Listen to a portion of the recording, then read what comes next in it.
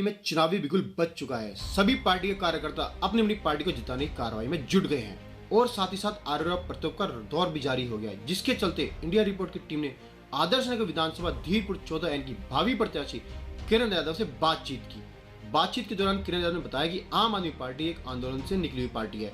माननीय अरविंद केजरीवाल जी की ईमानदारी, देश की सोच के चलते आम आदमी पार्टी ने देश की जनता में एक अलग पहचान बनाई है, जिसका नतीजा आप दिल्ली के साथ पंजाब में देख सकते हैं। किरण यादव ने बताया, पिछले 15 सालों में भारतीय जनता पार्टी ने एमसीडी में इतना भ्रष्टाचार किया कि दिल्ली को कूड़े की दिल्ली बना दिया। अब जनता समझ चुकी है और जनता इस बार एमसीडी में बीजेपी और कांग्रेस को सूपड़ा साफ कर एमसीडी में सरकार बनाएगी और दिल्ली वासियों को कूड़े के पहाड़ों से मुक्त करवाएगी। और साथ ही साथ आम आदमी पार्टी भावी प्रत्याशी किरण यादव ने यह भी बताया कि इस बार रिकॉर्ड तोड़ जीत होगी और आम आदमी पार्टी 250 की 250 सीटों पर जीत दर्ज करवाएगी। एमसीडी के चुनाव का डिक्लेरेशन हो चुका है और डेट भी तय हो चुकी है, लेकिन लगातार हमने जनता के बीच में देखा है एमसीडी के चलते जो है भारतीय जनता पार्टी पर आरोप लगते रहे भ्रष्टाचार के।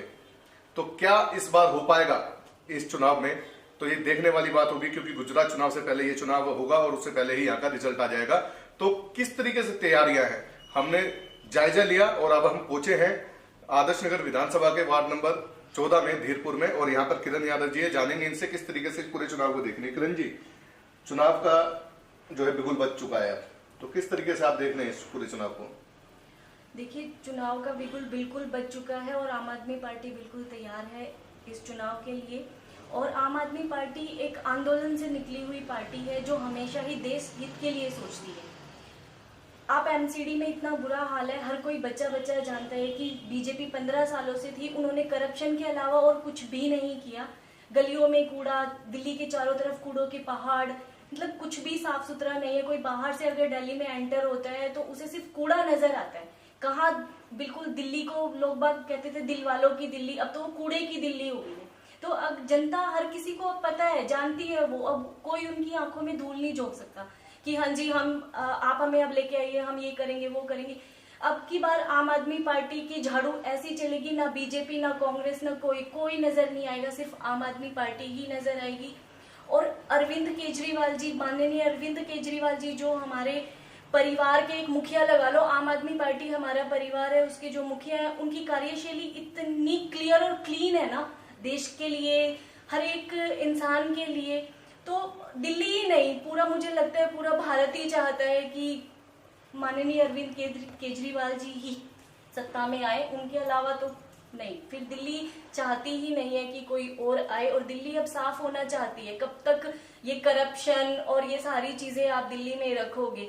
भाई हर किसी का हक बनता है ना अच्छे से जीना, सारी चीजें। अब गलियों में कूड़ा, हर जगह कूड़ा, गंदगी गंदगी, कौन इस चीज को देखेगा? तो ठीक है, आपका कहना है कि एक तरफा जीत होगी और जो है एमसीडी में जो है आपकी बात जो है अरविंद केजरीवाल की सरकार आएगी। लेकिन मेरा एक सवाल आपसे है, आपके वार्ड में काफी सारी जो है कैंडिडेट्स हैं, आगे आ रहे हैं, हमने देखा काफी चेहरे हैं, तो किस तरीके से किस पर जिम्मेदारी दी जाएगी? अगर किसी को टिकट नहीं मिलती, क्या पता आपको मिले या ना मिले, तो आप किस तरीके से कार्य करेंगी, वो भी हम जानना चाहेंगे। देखिए, मैंने यही बोला कि ये हमारा एक परिवार है, तो परिवार में अगर पार्टी जिसको भी इस कार्य के लिए चुनती है तो हम पूरे तन मन से ही उनके साथ हैं। ऐसा नहीं है कि आज किसी को भी मिलती है तो हम ये सोचे कि नहीं नहीं हमें क्यों नहीं मिली। तो ये एक परिवार है, इसमें मेन जो है वो अरविंद केजरीवाल जी की कार्यशैली ही है, जिसको देख के हम लोग भी प्रभावित हैं। हम कब से यही चीजें तो चाहते हैं कि दिल्ली साफ हो, हर किसी को अपना एक हक मिले। तो यहाँ पे ऐसा कुछ नहीं है उनके परिवार में कि किसको मिल रहा है किसको नहीं, जो जिस चीज के लिए है उसको मिले। मुझे कोई इस चीज में कोई आपत्ति नहीं। अगर किसी को टिकट भी मिलता है तो आप इसी तरीके से कार्य करेंगे? बिल्कुल। अब बात करें कि जैसे आपने बताया कि अरविंद केजरीवाल जी की जो है मार्गदर्शन में सारा कार्य करते हैं, पूरा जो है पूरा परिवार है और किसी को टिकट मिलेगा आप जो है सारे तन मन से लगेंगे साथ में। लेकिन मैं एक बात कर लेता हूँ, बीजेपी जो है लगातार निशाना बनाती है कि कुछ नए स्कूल बनाए नहीं है, सिर्फ उन्हें रिनोवेट कर दिया गया है। तो इस तरीके के जब सवाल सामने आते हैं तो किस तरीके से देखती है आम आदमी पार्टी? देखिए, वो तो उनका काम और कुछ है ही नहीं, क्योंकि हर जगह से पब्लिक भी उन्हें निकाल रही है, तो एलिगेशन ही लगा सकती है। इसके अलावा उनके पास कोई भी काम नहीं है। वो सिर्फ हमारे काम को रोकती हैं कि स्कूल्स नहीं किए, ये नहीं किए, उन्हीं को वापस से उनमें थोड़ा बहुत रेनोवेशन कर दिया, ऐसा कुछ नहीं है। आप जाओ तो स्कूल्स में, देखो तो स्कूल में, क्यों फिर प्राइवेट स्कूल से निकाल के लोग बाग अपने बच्चों को गवर्नमेंट स्कूल डाल दें? तो थोड़ा वहां पे निकल के भी बातें करो, ऐसे हवा में बातें करने से कुछ नहीं होता। पब्लिक देख रही है।